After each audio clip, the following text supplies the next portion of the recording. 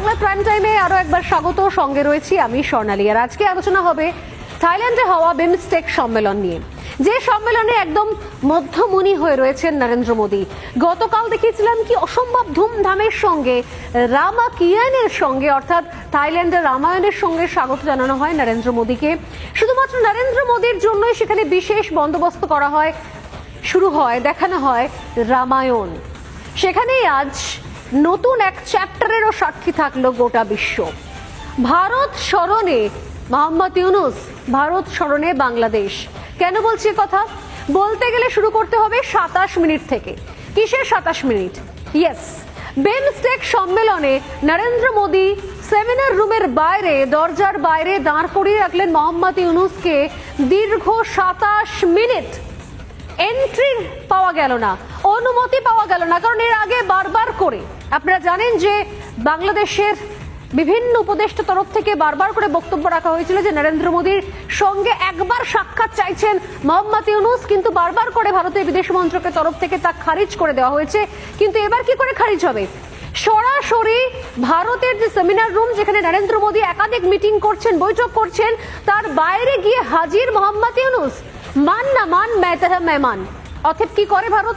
ভদ্রতার খাতিরে বলা হলো যে দেখা করা হবে, অথবা অপেক্ষা শুরু হলো। 1 মিনিট থেকে শুরু করে 27 মিনিট, দীর্ঘ 27 মিনিট সেমিনার রুমের বাইরে দাঁড়িয়ে রইলেন মোহাম্মদ ইউনুস। তারপর অনুমতি দেওয়া হলো যে দেখা হতে পারে, কিন্তু সেটাও খুব অল্প সময়ের জন্য। এরপর এলো বাংলাদেশের পতাকা, জায়গা করে দেওয়া হলো।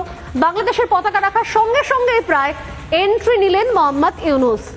ভারতের প্রধানমন্ত্রী তার স্বভাব সুলভ ভদ্রতা বশত উঠে দাঁড়ান, সৌজন্য বিনিময় হয়, নমস্কার জানান তিনি, পাল্টা প্রত্যুত্তরে নমস্কার জানান মোহাম্মদ ইউনুসও। কিন্তু তখনও পর্যন্ত তার কোনো পারিষদকে এন্ট্রি দেওয়া হলো না, তার কোনো উপদেষ্টাকে অনুমতি দেওয়া হলো না ওই সেমিনার রুমে।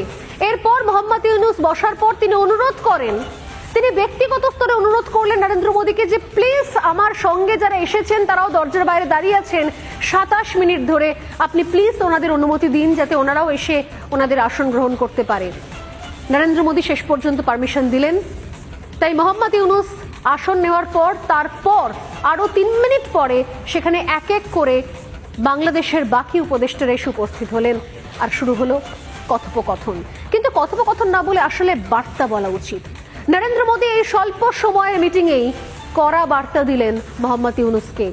কি ছিল সেই বার্তায় দেখাবো, আর তার সঙ্গে দেখাবো সেই মুহূর্ত যখন 27 মিনিট দরজার বাইরে অপেক্ষমান থেকে নরেন্দ্র মোদী শেষ পর্যন্ত, ভারতের প্রধানমন্ত্রী শেষ পর্যন্ত অনুমতি দিলেন মোহাম্মদ ইউনুসকে তার সঙ্গে দেখা করার।